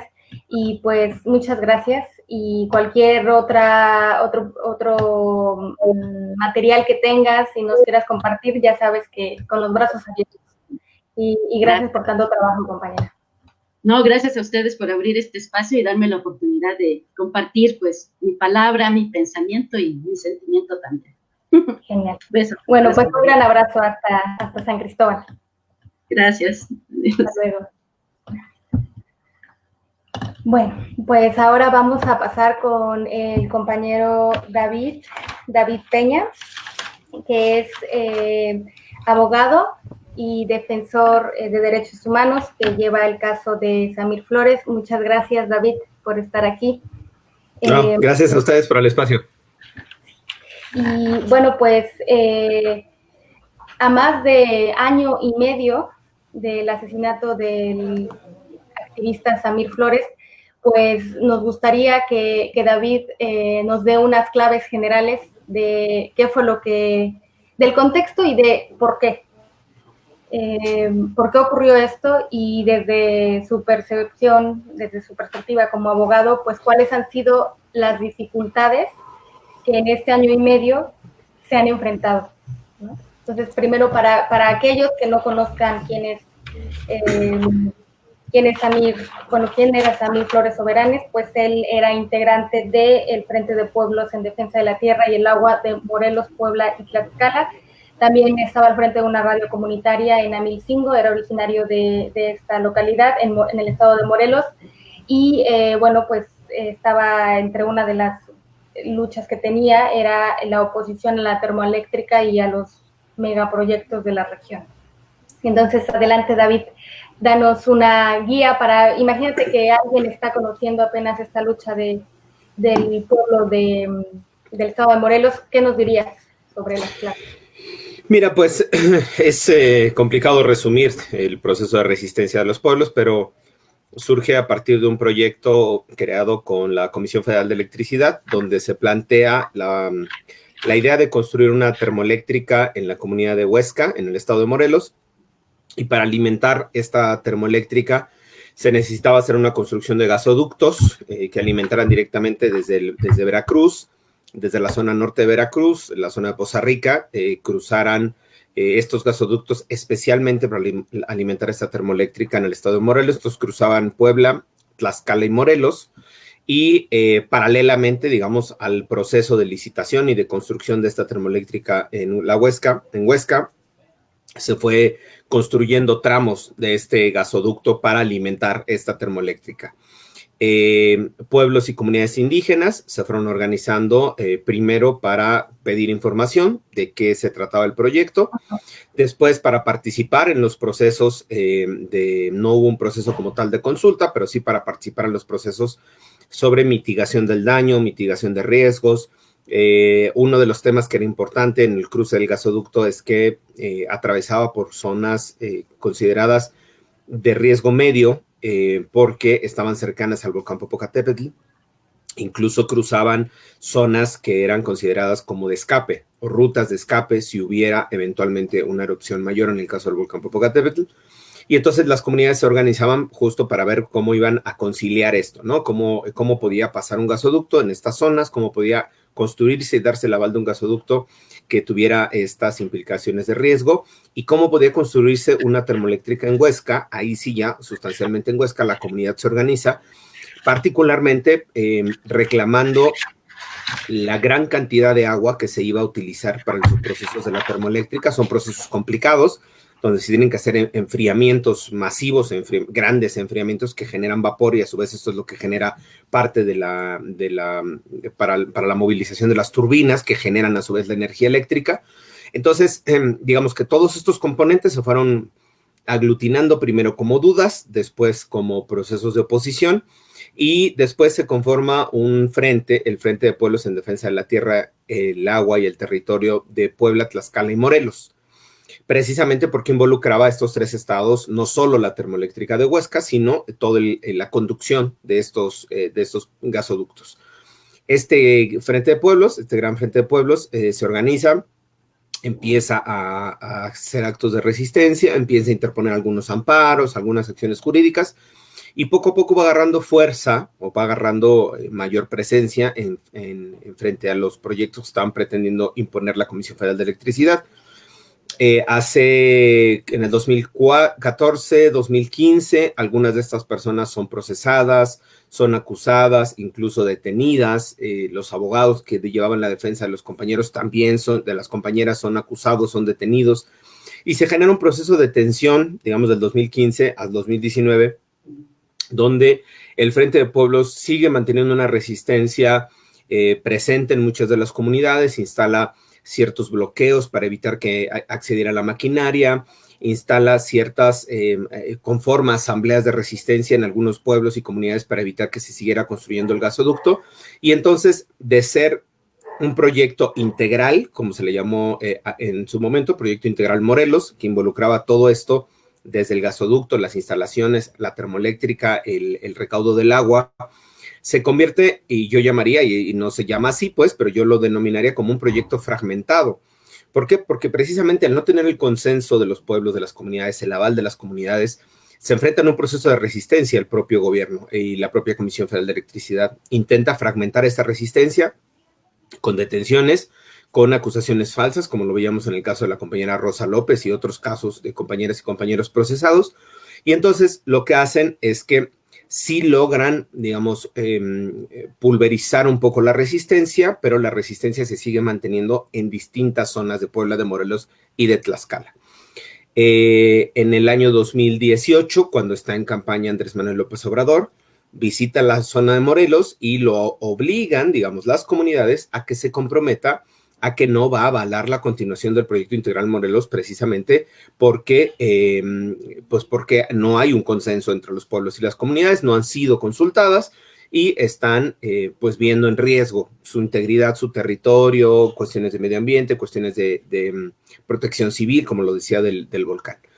El presidente, en ese momento candidato, se compromete a no avalar el proyecto integral Morelos, se compromete a no echar a andar la termoeléctrica de Huesca, y en el 2000, cuando entra ya a la presidencia, él lo que ve o lo que observa, o no sabemos qué pasa, es que en el mes de enero de 2019, él sale públicamente y dice, ya me informaron que la termoeléctrica de Huesca está terminada, que hacen falta algunas zonas de conexión de los gasoductos y hace falta alguna cosa ahí del abastecimiento del agua en la termoeléctrica, pero ha costado N cantidad de millones a la Comisión Federal de Electricidad y vamos a seguir adelante. Para buscarle una salida, entre comillas, a esa contradicción que él había dicho, no la vamos a echar a andar, y después dijo, sí la vamos a echar a andar, promovió, entre comillas, insisto, porque no fue legal, promovió una consulta de estas, más que consulta, es una encuesta, no es una consulta a pueblos y comunidades indígenas que deban de seguir estándares internacionales, que deben de estar acorde con sus sistemas normativos, en sus propias lenguas, acorde con sus sistemas tradicionales de elección o de toma de decisiones, no, sino que hace una especie de encuesta de esas que le gustan al presidente, ¿no? De donde él mismo se pregunta y su gente que está a favor le contesta, es decir, una autoencuesta, ¿no? Y entonces hace esta especie como de encuesta, instala una serie de casillas en la zona, en Morelos, en Puebla y en Tlaxcala, y arroja, entre comillas, un resultado positivo donde la gente está a favor del proyecto integral Morelos y que se continúe con el proyecto, que se termine el gasoducto y que se eche a andar la termoeléctrica. Con la consideración de que en donde gana el sí, digamos, que se continúe con el proyecto, son en las comunidades que no son afectadas por el proyecto. Por ejemplo, la gran cantidad de votos que determina el sí en Morelos es Cuernavaca, cuando Cuernavaca no se ve afectada por el proyecto. Es decir, es gente que participa en una consulta donde no se va a ver afectada y donde literalmente van de acarreados a votar pues, porque les piden las organizaciones y los partidos políticos y van y aprueban, ¿no? Entonces, en el marco de esta consulta se genera una presión muy importante a nivel nacional, precisamente cuestionando los métodos que utilizaba en ese momento el presidente, que lo utilizó después en Constellation Brands en Baja California y lo ha utilizado en un par de estas, pues yo ni siquiera llamaría consultas, ¿no? De estas pues encuestas, de estas opiniones o estas urnas con opiniones. Y esa presión, digamos, le sube al gobierno, le va subiendo al gobierno en el marco de la consulta, y 4 días antes de la consulta, en uno de los principales opositores al proyecto integral Morelos, uno de los principales promotores de la participación real de la consulta de pueblos y comunidades, no de esa encuesta o consulta que estaba promoviendo el gobierno federal, era precisamente Samir Flores Soberanes. Él era un indígena nahua, nacido en Amilcingo, Morelos, municipio de Temoac, en donde sí pasaba el gasoducto, ahí no estaba instalada la termoeléctrica de Huesca, Huesca está instalada a unos kilómetros de ahí, la termoeléctrica, pero sí pasaba por ese municipio una parte del gasoducto que estaba conectando con la termoeléctrica. Este gasoducto, dicho sea de paso, no solo alimenta a la termoeléctrica, sino que alimenta a otras empresas que también necesitan la producción del gas natural para poder, digamos, en cantidades industriales abastecerse, sobre todo las de una parte del corredor de Puebla y una parte del corredor de Tlaxcala. Había interconexiones a este gasoducto, que si bien era cierto, principalmente era el gasoducto para alimentar a la termoeléctrica, pero pues ya el negocio es negocio, y entonces la Comisión Federal de Electricidad, pues lo que hizo literalmente era permitir que se conectaran a su ducto para que pudiera abastecer de gas a algunas empresas. Entonces, aquí participan ya muchos intereses, desde luego la Comisión Federal de Electricidad, el gobierno federal, las empresas que estaban interconectadas a este sistema de gas y los gobiernos locales.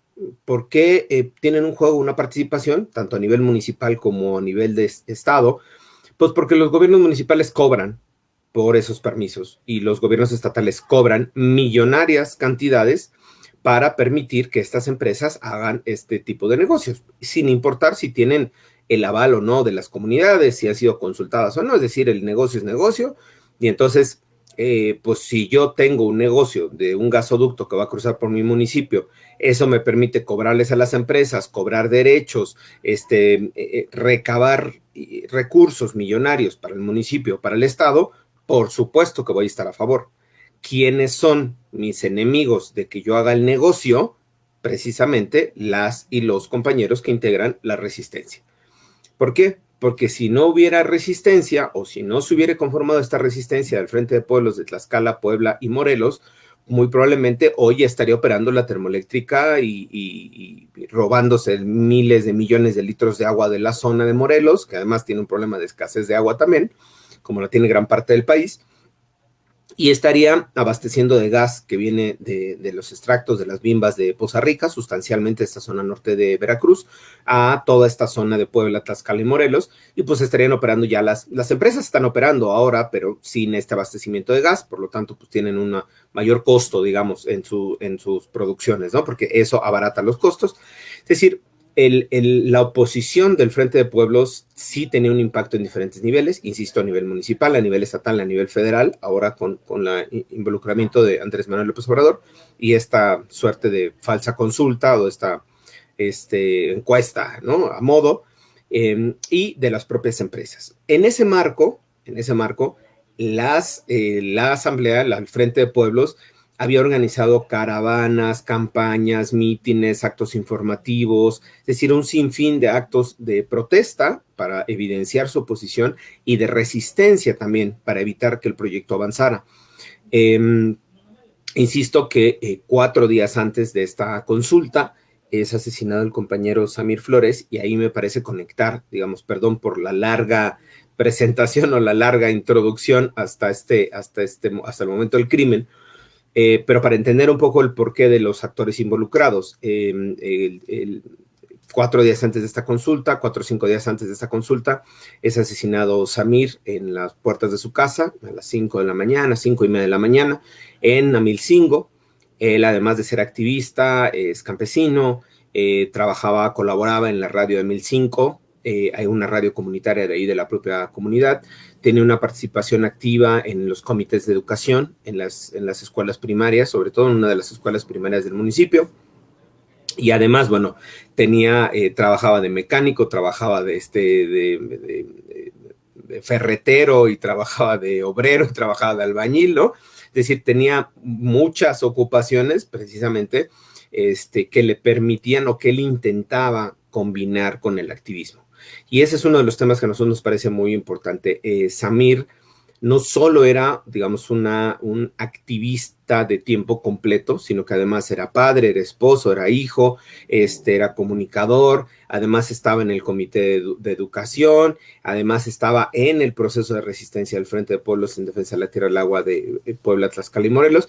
Es decir, combinaba, ¿no?, muchos aspectos de su vida, como muchas y muchos compañeros, sobre todo las comunidades, mezclan o combinan su activismo político, su formación política con pues sus labores cotidianas, ¿no? Su trabajo ordinario. No tienen un trabajo de activista, sino que paralelamente a sus trabajos ordinarios con los cuales consiguen ingresos, hacen esta labor de activismo y de socialización, de concientización, de politización al propio pueblo. Así lo hacía Samir. Ese día salen, el 20 de febrero, es llamado Samir a las puertas de su casa por al parecer 3 personas y una persona más en un vehículo afuera que iba manejando. O sea, 4 personas le llaman, le gritan, sale a lo lejos, le piden, abre la puerta a su mamá, se asoma, dice a quién buscan, a Samir. Ahorita le grita a su mamá Samir, viene a la casa familiar, sale Samir y pues segundos después es acribillado literalmente a las puertas de su domicilio. Se inician las investigaciones en ese momento. Nosotros como organización somos una organización del Grupo de Acción por los Derechos Humanos y la Justicia Social. Es una organización de defensa de derechos humanos que estamos en la Ciudad de México, que llevamos casos de defensoras y defensores de derechos humanos asesinados, desaparecidos, criminalizados. Hemos llevado varios procesos ya a nivel estatal y a nivel nacional también. Desde hace, por ejemplo, 10 años, nosotros llevamos la representación de nuestra compañera Betty Cariño, asesinada en Oaxaca en el año 2010, 27 de abril de 2010. Llevamos a proceso a varios de los asesinos. Algunos están en la cárcel, algunos salieron, pero bueno, llevamos este proceso. Durante 10 años hemos acompañado el proceso. Acompañamos el proceso jurídico de la defensa de la comunidad indígena de Cherán, por ejemplo. Este fenómeno, digamos, tan importante que fue Cherán en su momento. Nosotros tuvimos la oportunidad de colaborar con la comunidad y de ser asesores jurídicos del Consejo de Queris, pues prácticamente durante 5 o 6 años, que fue una experiencia muy, muy enriquecedora. Y hasta el 2018 hemos llevado la representación del defensor indígena nahua desaparecido en la Sierra Negra de Puebla, Sergio Rivera, un defensor indígena en contra de un proyecto hidroeléctrico que fue desaparecido igual por intereses empresariales, intereses locales, presidentes municipales, y que a la fecha sigue desaparecido. Hemos logrado detener a 3 personas y llevarlas a juicio también. Y ahora también con este proceso de Samir, digamos, cierro un poco el comercial de la organización, ¿no? Para contextualizar el por qué estamos ahí involucrados. Hemos tenido un trabajo importante con comunidades indígenas, defensores de derechos humanos. Actualmente llevamos un caso en la Corte Interamericana de Derechos Humanos, del caso de la defensora Digna Ochoa. Para aquellos y aquellas que son muy jóvenes, Digna Ochoa fue una abogada defensora de derechos humanos, un ícono en México a finales de los años 90. Ella fue asesinada el 19 de octubre del año 2001 en la Ciudad de México de 2 disparos. Y bueno, ese caso que está en la impunidad también, hemos llevado todo el proceso y ahora nos encontramos ya en la Corte Interamericana en aras o en la víspera de que en los próximos meses podamos tener una sentencia, una audiencia y eventualmente una sentencia condenatoria por este caso. Entonces, a partir de esta experiencia que tenemos nosotros como defensores de derechos humanos, defendiendo a defensoras y defensores y defendiendo activistas de pueblos y comunidades indígenas, es que nos piden, nos buscan a los pocos días del asesinato de Samir, nos buscan, asumimos el caso, nosotros como organización, y hemos estado acompañando este proceso. Dadas las condiciones de que la investigación siga en curso, no puedo hablar mucho de las investigaciones, pero en aspectos generales sí puedo compartirles, digamos, hacia dónde hemos estado empujando las investigaciones y cuáles han sido los obstáculos de forma general, ¿no? Un poco lo que me pedías, Cristina, al principio para contextualizar o para hacer la referencia. Y yo creo que en esa parte me parece, por ejemplo, es obvio que nosotros justo teníamos que empujar desde esta representación legal las líneas de investigación que tuvieran que ver con el activismo político, el activismo comunitario, el activismo de resistencia de Samir en la defensa de derechos humanos y su activismo también que desarrollaba en la radio comunitaria. Es decir, cuando se inicia una investigación de cualquier tipo, de cualquier crimen, sobre todo relacionado con asesinatos o desapariciones, se tiene que hacer un análisis del contexto, un análisis de cómo ocurren los hechos, de qué es lo que se tiene que estar buscando, qué es lo que se tiene que estar revisando, y entonces partes primero de un análisis de lo personal. Empiezas a investigar si no tenía conflictos personales, si no tenía un juicio de divorcio, si no tenía deudas, si no tenía amenazas con el primo, la hermana, el vecino, ¿no? Es decir, su entorno familiar lo empiezas a revisar. Pues para ver primero si había algo ahí cercano que pudiera tener relación con el asesinato. Como por escalas, ¿no? El análisis. Exacto. Exacto. Lo que vas haciendo es, digamos, ir descartando. Lo que tienes que hacer es, cuando ocurre, por ejemplo, un asesinato, tú tienes que ver todo el entorno, pero no puedes empezar a buscar todo, si no te pierdes. Entonces empiezas a buscar, a ver, primero la esposa, el hijo, el hermano, el primo, la abuela, el primo, a ver, díganme qué pasó, tenía pleito con quién, lo habían amenazado, tenía una deuda, tenía tal. Entonces se empieza a buscar esta información y poco a poco así se van generando o creando rutas de investigación. Nosotros le llamamos líneas de investigación. Esas líneas de investigación justo lo que te tienen que llevar es a recabar información que eventualmente te permita llegar a una conclusión en donde en esa conclusión puedas tú decir si hay elementos o no para poder relacionar la muerte con esos hechos, con esa línea de investigación, ¿no? Con esa ruta de investigación. Entonces, lo que nosotros empezamos a construir fueron varias líneas de investigación, obviamente esta que yo decía a nivel familiar, una que tiene que ver con el activismo político al interior de la comunidad, que no era de la resistencia, de este frente de resistencia, sino más bien al interior de la comunidad. Obviamente el tema que tiene que ver con la resistencia, Huesca, la resistencia al gasoducto. Otro tema que tiene que ver con el activismo que tuvo Samir frente o en contra más bien de la consulta o de la encuesta esta que yo les decía que se hizo por parte del gobierno federal. Y bueno, así se fueron abriendo 7 líneas de investigación originalmente. Una de ellas también por una cartulina que habían dejado en el lugar donde fue asesinado Samir, que vinculaba o digamos pretendía, entre comillas, adjudicar el asesinato a un grupo criminal. Entonces, esa también se convirtió en alguna línea de investigación y, bueno, otras líneas de investigación que están ahí en el caso.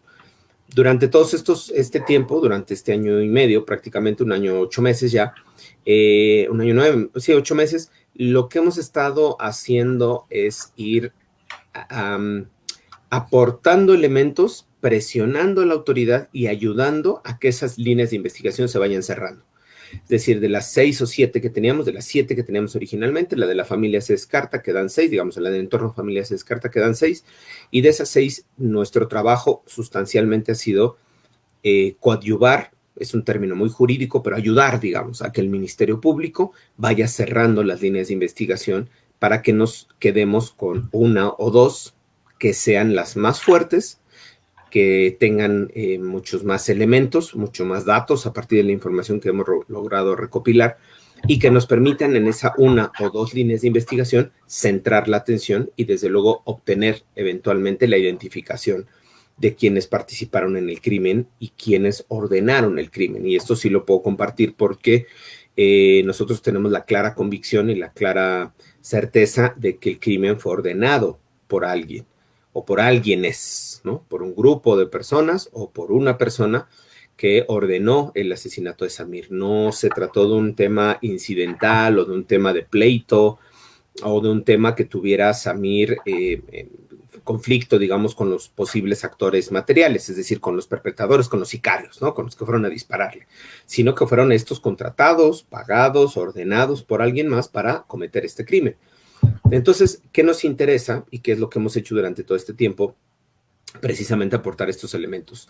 Análisis de contexto, información de otras carpetas de investigación, testimonios, testigos de compañeras y compañeros, testigos de la familia, testigos de otros compañeros que han sido amenazados, compañeras que están sujetas a proceso, que están siendo denunciadas por empresas, por presidencias municipales, es decir, un poco para ir juntando el rompecabezas de lo que implica la resistencia, juntando el rompecabezas de a qué actores les interesa que no haya resistencia. Yo lo pongo ahora en sentido al revés, ¿no? ¿A qué actores? Si me ibas a preguntar algo, Sí, justamente a qué actores les interesa que no exista esta resistencia, por lo mismo que acabas de decir hace un momento, que un megaproyecto toca muchos intereses y beneficia a muchas cúpulas, a muchos grupos de poder que pueden estar distribuidos en escalas a nivel estatal, a nivel federal e internacional, porque generalmente los megaproyectos también vienen desde empresas desde el extranjero, ¿no? Entonces, esta red que es histórica, porque todos los movimientos sociales siempre se encuentran, al trastocar los intereses privados, siempre se encuentran con una férrea oposición del Estado, pero es el Estado y las élites económicas, el Estado y las élites políticas que lo componen. O sea, es una estructura que yo creo que el caso de la muerte de Samir muestra cómo un grupo de individuos con una personalidad específica, con una, como bien lo dices, con una vida y con una historia puede generar tanto peligro a esas grandes estructuras que incluso pueden estar hasta fuera del país o dentro del mismo país. O sea, es a nivel, en varios niveles. Exacto. ¿Sí? Entonces, justo la potencia de los movimientos y los riesgos que siempre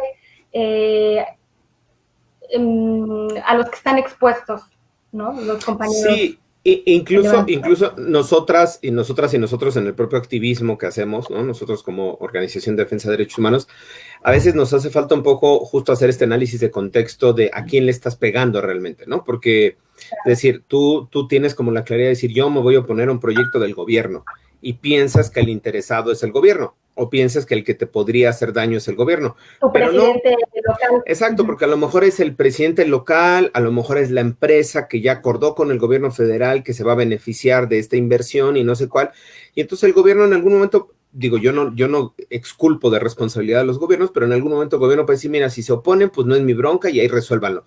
Pero la empresa va a decir, es que yo tengo muchos millones invertidos. Yo tengo unos negocios aquí invertidos de muchos millones y yo no voy a permitir que un grupo de 100 indígenas me tomen la entrada y me impidan mis millones y millones. Entonces, esta parte de justo como lo comentas, Cristi, en la parte de la multiplicidad de telas, yo pondría como una telaraña, cómo se van sobreponiendo una a otra, es decir, cómo se va tejiendo estas redes que no solo tienen que ver con impunidad, tienen que ver con complicidad, tienen que ver con dinero, tienen que ver con corrupción, obviamente, y que hasta abajo de ellas está la participación de los pueblos, el respeto a los derechos de los indígenas, ¿no? La participación del hábitat, el respeto al medio ambiente. Y sobre todas estas se van tejiendo esto. Entonces, para que nosotros logremos encontrar cuál fue de todas estas las que se sobreponen y se cruzan, la que tuvo el interés en ese momento particular de provocarle daño, de causarle daño a Samir, de asesinarlo, es muy complicado. Es muy complicado porque nosotros como organización no tenemos las herramientas del Estado, que el Estado es el que lo tendría que hacer. Si el Estado hubiera querido resolver el caso, probablemente en un par de meses, 2 o 3 meses, lo hubiera resuelto. ¿Cuál es el problema? Que el Estado forma parte de una de estas capas, ¿no? Haciendo esta gráfica. Entonces, al formar parte de una de estas capas, pues no se va a dar un tiro en el pie, literalmente. Entonces, ¿qué es lo que tenemos que hacer nosotros? Desde afuera, desde la organización, desde la sociedad civil, en este caso, desde el propio frente, la familia y nosotras y nosotros como abogados, estar haciendo, pues, esta presión para romper estos esquemas. Una vez que fragmentemos o rompamos estos esquemas que, según consideramos nosotros, ya hemos logrado hacer una fisura importante en este tejido, en esta telaraña de protección, a partir de ahí se nos abre una línea de oportunidad para poder resolver el caso.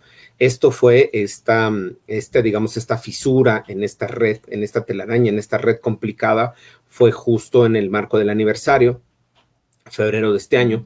En el mes de marzo tuvimos un par de reuniones con las autoridades de Morelos y nos dieron algunas señales. Yo lo calificaría solamente hasta ahí, algunas señales de que podemos avanzar en ciertos temas, investigando a ciertos grupos, insisto, perdón que hable así tan crípticamente, sí, ¿no? Pero, ¿no? Investigar a ciertos grupos que pudieran haber tenido algún interés mucho más específico en que Samir no estuviera al frente de la resistencia. Nuestra posición, desde luego, como organización defensora de derechos humanos, es que el asesinato de Samir tiene una clara vinculación política. Es decir, eso no quitamos el dedo del renglón nosotros de decir, tiene que ver con su activismo político, en alguno de los niveles de activismo político que tenía, en las comunidades indígenas, en el Congreso Nacional Indígena, en el Frente de Pueblos, en la Resistencia, en la propia comunidad de Amilcingo, es decir, en cualquiera de sus múltiples expresiones de políticas de Samir, pero tiene un componente claramente político, ¿no? Entonces, ese es un eje del cual nosotros no hemos quitado el dedo del renglón, seguimos presionando sobre ese, eventualmente nos podrá dar un resultado, eso es lo que esperaríamos, eventualmente nos puede llevar a un resultado positivo. Hay, al parecer, insisto, algunas señales al interior de la Fiscalía de Morelos en donde se nos ha compartido, incluso a la familia también, que hay disponibilidad o posibilidad de avanzar, insisto, en la investigación a estos grupos. a algunas de las personas que están ahí involucradas, y bueno, eso cuando menos nos da yo ni siquiera lo calificaría de esperanza, yo más bien lo calificaría, nos da un pequeño aliento para seguir impulsando, para seguir trabajando. Obviamente representa un riesgo para la familia está integrada al mecanismo de protección de personas defensoras de derechos humanos de la Secretaría de Gobernación. Testigas y testigos de nosotros han sido presionados de forma indirecta por el caso. Estamos buscando también las medidas para garantizar su seguridad. Y bueno, yo creo que el caso ha sido un caso muy importante en términos de lo que representó emblemáticamente el asesinato de Samir, de lo que representaba Samir y lo que representa Samir como una figura de resistencia, como una figura de oposición desde la visión de los pueblos indígenas a este tipo de megaproyectos, por el interés que le ha puesto también el propio gobierno federal a este asunto y al tema de la termoeléctrica.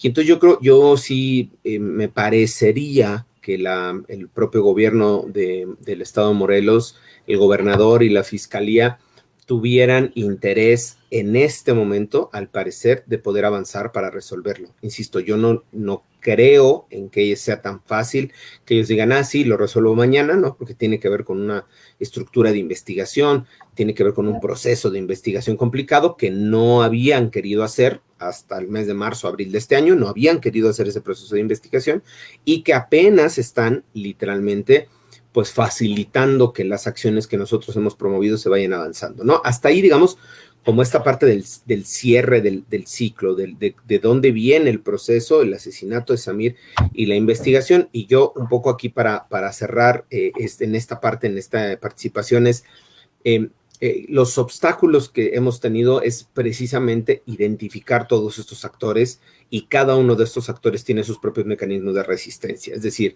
si vamos a enfrentar a los actores políticos de Amilcingo, tienen sus propios factores de resistencia que hay que salvar. Si vamos a enfrentar a los actores políticos de Temoac, que es el municipio, tenemos que enfrentarlos, pero tenemos que salvar también esas resistencias. Del gobierno de Morelos a nivel estatal también tenemos que salvarlo. De empresas, lo mismo. Del gobierno federal, lo mismo. De grupos de delincuencia organizada, también. De otro tipo de grupos que no sean delincuencia organizada, también. De otros grupos políticos no necesariamente vinculados a la presidencia municipal ni al estado, sino grupos, por ejemplo, de carácter priista, que hay en Amilcingo, un grupo muy importante de carácter priista, que tiene una fuerza y que incluso en algún momento tuvo enfrentamientos, amenazas en contra de Samir. Entonces, identificar a todos estos actores puede ser no tan complejo, pero meterse a las tripas, a investigarlos y obtener la información que queremos, ahí están los verdaderos obstáculos, porque, insisto, pues todos estos grupos, no todos, muchos de estos grupos funcionan en un esquema de protección, de complicidad y de corrupción que precisamente ha garantizado que durante décadas en este país la mayoría de este tipo de casos relacionados con defensores de derechos humanos, activistas, queden en la impunidad. Es decir, porque se trata de una red que se construye en torno a este tipo de casos para garantizar precisamente la impunidad. Aquí no queremos que el caso quede en la impunidad, no le estamos apostando al olvido, como el Estado pudiera estarle apostando, sí le estamos apostando a concluir una investigación seria, una investigación científica, que en algún momento nos pudiera arrojar los asesinos materiales e intelectuales. Pero, insisto, no depende de nosotros, porque nosotros no somos la autoridad, ¿no? Nosotros empujamos el caso, presionamos el caso. El Frente de Pueblos, la resistencia, la familia ha sido fundamental en todos los actos que hacen cada mes, para recordar el caso, para presionar a las autoridades. Ha sido fundamental, desde luego, su activismo, su exigencia de justicia. Pero, insisto, aunque tengamos toda esta voluntad y toda la disposición, pues no depende de nosotros resolverlo, depende de la autoridad del Estado de Morelos, de la Fiscalía y eventualmente del gobierno federal y de la información que puedan aportar. Entonces, yo creo que aquí me cerraría en este primer bloque, Cristina, para ver si hay algunas preguntas o comentarios. Gracias, David. Sí, con esto que comentas de la gran experiencia que tienen en otros casos, ¿no? Que han defendido a otros compañeros, ¿tú ubicas alguna dificultad? Bueno, cada caso tiene sus particularidades, ¿no? Como bien lo dices, porque son contextos diferentes, años distintos, pero de toda esa experiencia que tienen en el trabajo de defensoría, el caso de Samir tiene algunos elementos que salgan del canon o es parte de la misma dinámica de pues asesinar líderes sociales y que se quede, que el Estado intente que se quede en el olvido. ¿O hay algún canon, ¿no?, que se siguiese, como al Estado o a estos grupos no les gusta, lo asesinamos y ya está? Mira, yo si lo pudiera no comparar, pero sí hacer una analogía, digamos, una referencia con algunos otros casos. Yo creo que en el caso de Samir, uno de los temas más complicados es identificar a los actores, perdón, que tuvieron o que pudieron haber tenido un interés en asesinarlo. Porque justo como ha ocurrido en otro tipo de casos que hemos llevado, pues es muy fácilmente identificable, digamos, en el caso, haciendo el mismo recuento, ¿no? En el caso de Cherán, cuando llevamos a los compañeros de Cherán, pues era el grupo de Talamontes vinculado a un grupo de delincuencia organizada, tenía nombre y apellido, es más, sabíamos quiénes eran los líderes, ¿no? Entonces ahí era, digamos, tenía que ver con la complejidad de la investigación, no con la identificación de los actores. En el caso de Betty Cariño y de Yuri Yácola, igual, sabíamos quién era el grupo paramilitar, cómo estaba conformado, quiénes eran los actores, claro. Se les liberaron órdenes de aprehensión. Nos tuvimos que enfrentar estos retos y estos obstáculos del sistema de impunidad, de esta red de impunidad, pero ellos eran identificables. En el caso de Digno Ochoa igual, había gente interesada en Guerrero que tenía afectación por el trabajo de Digna, entonces estaba identificable, digamos, quiénes eran los actores que podían tener interés. Así en la mayoría de los casos que vimos, en el caso de Sergio Rivera, en el caso de Puebla también, tenemos identificado a la empresa, tenemos identificado a los sicarios, tenemos identificado, entonces se permitió, digamos, avanzar. Insisto, una cosa es identificar al actor interesado, al actor involucrado, y la otra es probar su responsabilidad. Hay un gran camino entre una y otra. Tú puedes decir, bueno, es que Samir lo mataron por su activismo. Ajá, ¿quién fue? Pues fue X persona. Ok, ¿y cómo lo pruebas? O sea, el tema no es señalarlo, sino probarlo, que eso es lo complicado. Entonces, en este caso de Samir, me parecería, yo sí lo colocaría con un matiz especial o con un matiz de diferenciación al resto de los casos, precisamente por la complejidad del involucramiento de diferentes actores. Y yo nada más, por solamente de actores políticos, yo pondría, por ejemplo, en la línea hasta abajo, estos actores que yo te decía a nivel local, municipal, que ni siquiera son actores políticos, es decir, no es presidente municipal, ¿no? Son grupos igual de corte priista que han tenido una oposición al trabajo de Samir, por ejemplo. Ese es un primer nivel. Después, el segundo nivel, desde luego, a la presidencia municipal. Después, al gobierno del estado de Morelos y después al gobierno federal. Es decir, aquí tenemos no solo los 3 órdenes de gobierno, sino un cuarto nivel, que es un cuarto nivel en la propia comunidad que enfrentaba también Samir resistencia y oposición a estos grupos. Entonces, cuando menos solo en el apartado político. Ahora, si eso lo abrimos al apartado que tiene que ver con actores no políticos, sino actores económicos, entonces ahí tenemos empresas vinculadas al gasoducto, tenemos a la propia Comisión Federal de Electricidad vinculada a la generación de la energía en la termoeléctrica de Huesca, tenemos además a otras empresas que se iban a beneficiar de la operatividad del gasoducto y de la termoeléctrica, y entonces ahí tenemos factores políticos, factores económicos y además añadirían factores sociales. Entonces, toda la complejidad de estos factores y de estos actores en la escena de Amilcingo, en referencia al asesinato de Samir, es justo uno de los temas, y yo ahí colocaría uno de los temas que nos ha resultado más complicado. Sí, identificar ha sido complicado, pero sobre todo cómo avanzamos para probar que estos grupos tuvieron un interés o pudieron haber tenido un interés en asesinar a Samir. Ok.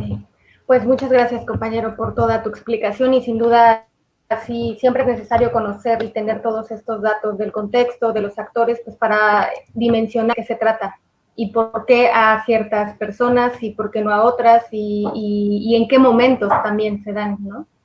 En qué momentos del país. Bueno, pues te agradezco muchísimo, David, y vamos gracias a ustedes, compañera, gracias. Gracias a todas las redes y a todos los colectivos. Muchísimas gracias, compañera.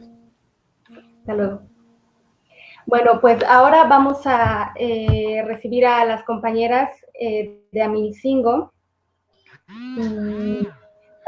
Santa del CNI, de Amilcingo. Compañera, buenas tardes. Bienvenida. Hola, ¿qué tal? Buenas tardes. Pues aquí escuchando la exposición de nuestro compañero David, nuestro abogado. Sí, pues nos gustaría... muy bien. Creo que hay un eco por ahí. A lo mejor alguien tiene abierto una doble audio. No, perdón. Bueno, ya está solucionado. Ok. Bueno, compañeras, bienvenidas. Pues está el espacio abierto para que nos compartan cómo va el movimiento, cómo están las cosas en Amilcingo y qué ha pasado pues, en este año y medio después de la muerte de Samir. Pues muy buenas tardes, mi nombre es Liliana, compañera de Samir, y pues muy buenas tardes a todos los que nos escuchan, los que nos ven. Pues aquí desde la comunidad de Amilcingo, comunidad en donde, o más bien, pues donde creció Samir, y pues la lucha que emprendió ya, como les mencionó también David, todo el proceso que se ha llevado, no toda esta lucha que ha implicado, lo que implicó también pues el asesinato de Samir, ¿no? Y que hasta ahora pues no hay como resultados, no tenemos ningún avance en la investigación, hasta ahora pues no sabemos nada del asesinato, de quién fueron los culpables, y pues aquí seguimos pues en esta lucha resistiendo contra este gasoducto, contra la termoeléctrica, contra el acueducto, que eran las luchas que pues Samir tenía, ¿no? La inconformidad, la resistencia que estaba llevando Samir aquí en la comunidad, así como también lo mencionaba David, pues él era parte de una radio en la cual pues también pertenecemos nosotras. Es una radio que pues ha estado también dando batalla a esta resistencia, es la que nos ha también ayudado mucho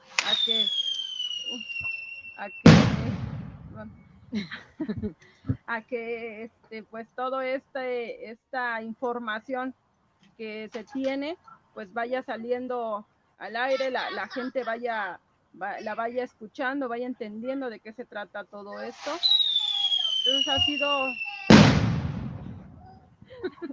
ha sido muy importante, ¿no? Esta radio aquí en la comunidad, y que no solamente ha servido pues para la comunidad, nos ha ayudado también a hermanarnos entre comunidades, entre varias comunidades de aquí cerca de la comunidad, que pues igual, ¿no? Les ha dado voz, les ha dado pues otra herramienta, ¿no? Para que la comunidad pues alce la voz desde esos espacios, ¿no?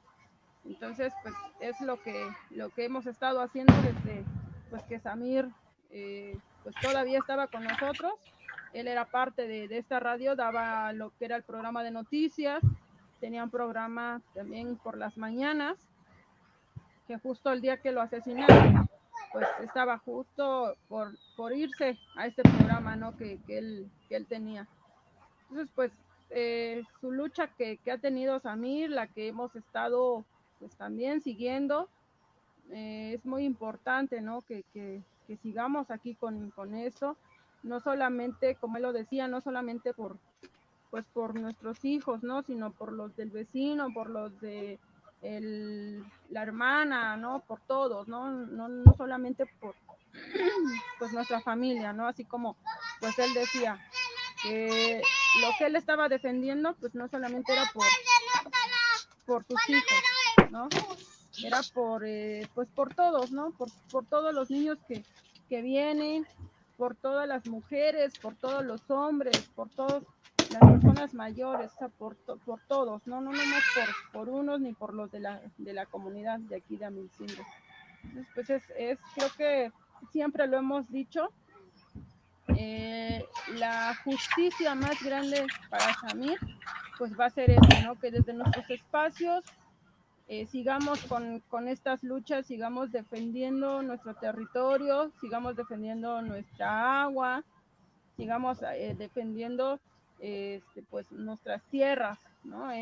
Así es como pues ahorita lo están haciendo las comunidades de Ayala, que pues están defendiendo su agua, ¿no? Que sabemos que pues es para su producción, es para pues para tener alimento, es para que pues podamos pues seguir viviendo, seguir teniendo que comer, porque pues recordemos que los campesinos son parte importante en todo esto, que sin ellos sabemos que pues no tendríamos alimentos, no tendríamos que comer, ¿no? Entonces gracias también a eso y pues al agua, ¿no? Que aún tenemos y que están defendiendo los compañeros. Sí, pues. Muchas gracias, Liliana. Te agradezco que Samantha haya hecho la conexión contigo y pues la verdad que es algo súper importante para este espacio de que estés tú y pues lamentamos muchísimo que pues a más de año y medio pues, todavía no se tenga identificado los responsables. Pero justamente como lo mencionaba antes David, pues se trata de seguir insistiendo y de mantener el temple y la fuerza interna. Pues muchas gracias por... Te agradezco mucho, Liliana, y además que estés aquí en estos días tan importantes. Muchas gracias a ustedes por la invitación y pues también a Samantha. Gracias.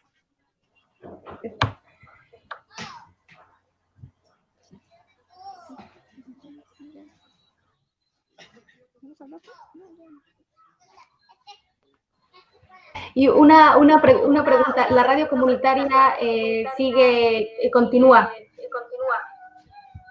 Sí, la radio comunitaria, aún sigue. Pues es un legado que nos dejó Samir, pues fue parte de sus sueños, de lo que él quería para su comunidad, y pues claro que la radio sigue presente, seguimos, pues ya no todos los que estábamos, pero pues la mayoría ahí estamos, seguimos luchando porque esta radio siga, seguimos manteniéndola. Sabemos que él era una parte muy importante en todo esto y que sabemos que también pues con su asesinato nos golpearon, nos dieron un golpe muy fuerte, ¿no? Para la radio, pero que pues ahí estamos, seguimos echándole ganas, seguimos saliendo adelante con trabajos, porque no es fácil mantener una radio, pero pues ahí estamos, ¿no? Seguimos luchando, seguimos conservando pues esto, ¿no? Esto que él dejó y que pues te digo que ha sido como una parte muy fundamental para la comunidad y todas las comunidades de alrededor.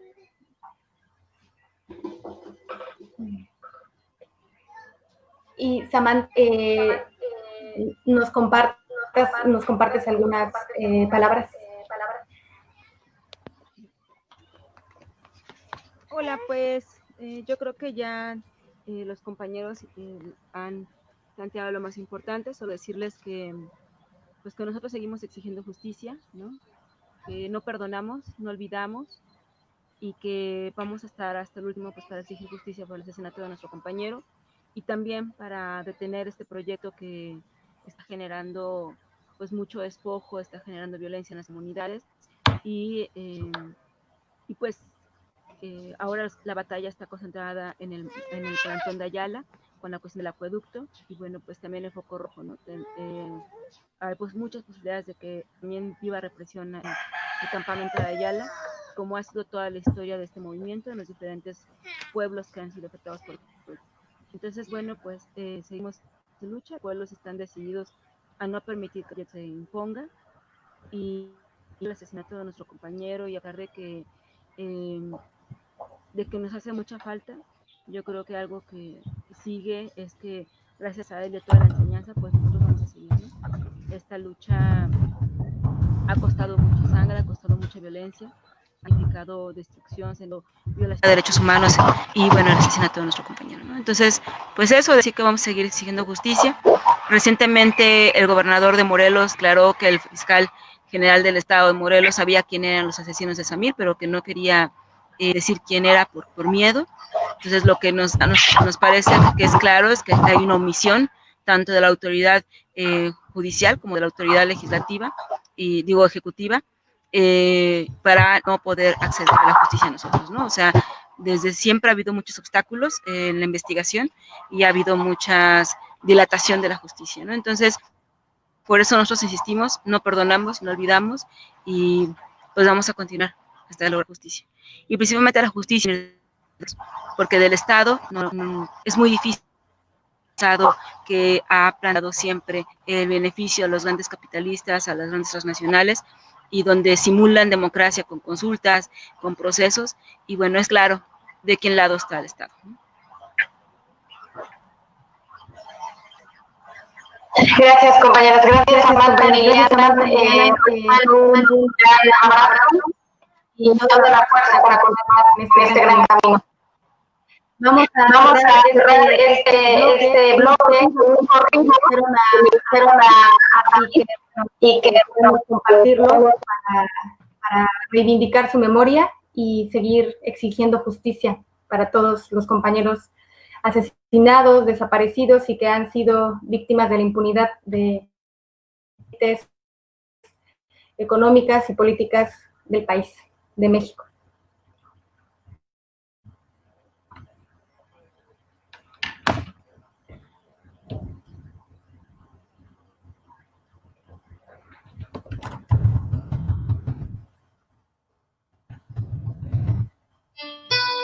Esta es la historia de un gran hombre valiente que nos dejó grandes recuerdos del poblado de Amilcingo, del estado de Morelos.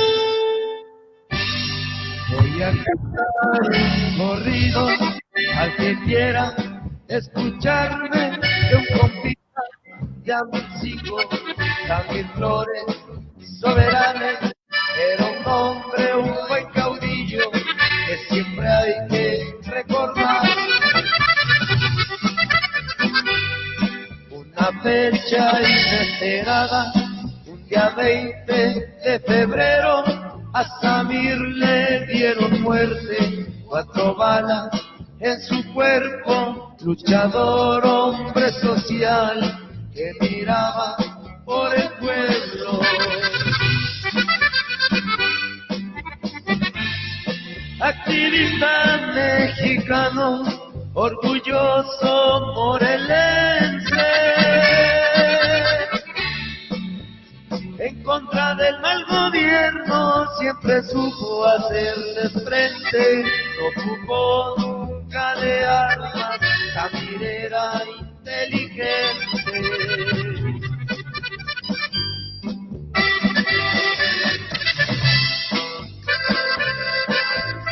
Puro compa cantado, ay, ay, ay. Arriba Samir, flores soberanas, la lucha sigue.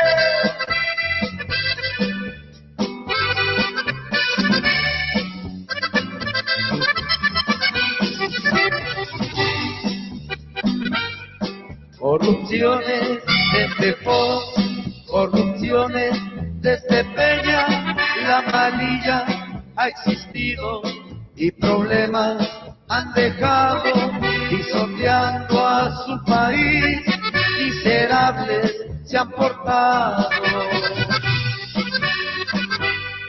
Adiós amigo de lucha, adiós amigo pa' siempre, te recordaremos todos como fuiste aquí pariente, en tus hijos nos dejaste sangre pura de valiente.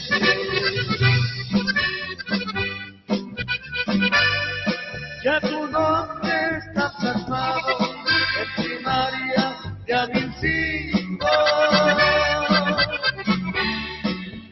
La radio comunitaria también en tu municipio, tu cuerpo ya fue velado por toditos tus amigos.